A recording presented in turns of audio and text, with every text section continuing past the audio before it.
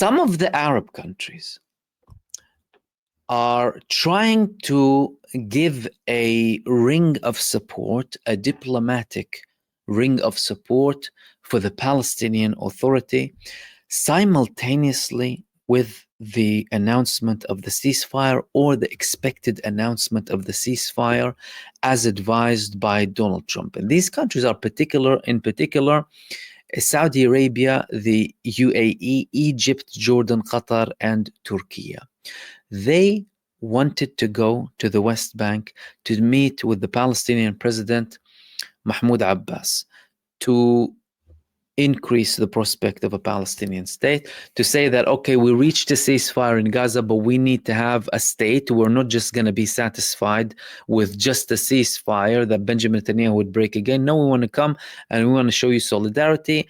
And in the Saudi Arabian case, that would have been a landmark visit. And guess what? Saudi Arabia is a country that Israel has always been talking about, saying that we want to have a deal with them and we want to let them join the what's labeled as the Abraham Accords, and we want to have a peace deal with them. But now they're actually blocking them from visiting. Israel will block Saudi-led delegation from visiting the West Bank. Again, another exercise of paranoia. You're talking about a paranoid state. They're afraid from visits. And this is a country that they want to have relations with. Saudi Arabia is one of the key Arab states that Israel wants to deal with. Benjamin Netanyahu himself, personally, has been chasing the Saudis for a deal, for a peace treaty, for them to join the Abraham Accords for decades now. Why? Because Israel begs for recognition. Why? Because a thief wants to be legitimized. Some of the Arab states, try to give him the legitimacy on a governmental level. They never really received the popular legitimacy, and they will never have any sort of real normalization. Even if you look at the peace treaty with Egypt and with Jordan too, let alone with Saudi Arabia. Now, you're trying to reach a deal with them.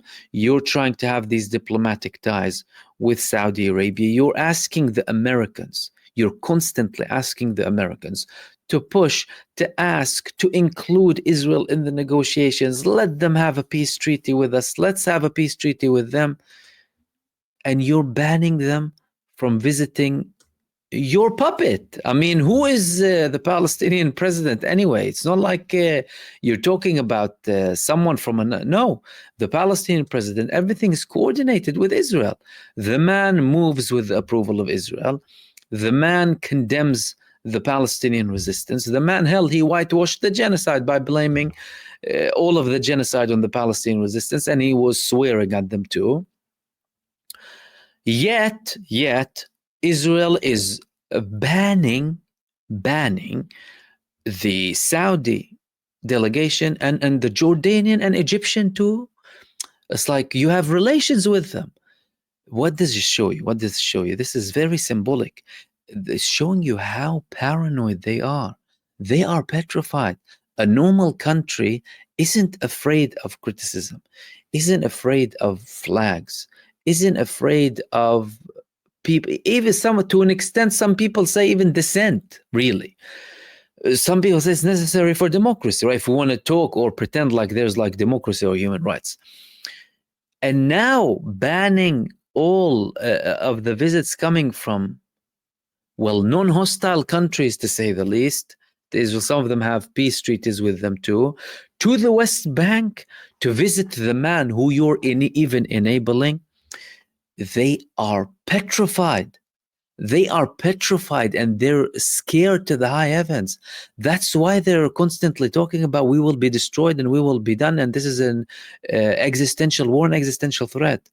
The Israeli foreign minister saying yesterday that if we have sanctions against us, we will be destroyed. It will be a second Holocaust, state of total paranoia. And that, alongside the projection of power and the abhorrent barbarism, the exaggerated violence, all of that is a show of strength to hide the fear, to hide the weakness, to hide the defeated mentality, to hide a defeated nation, to cover up a huge military failure.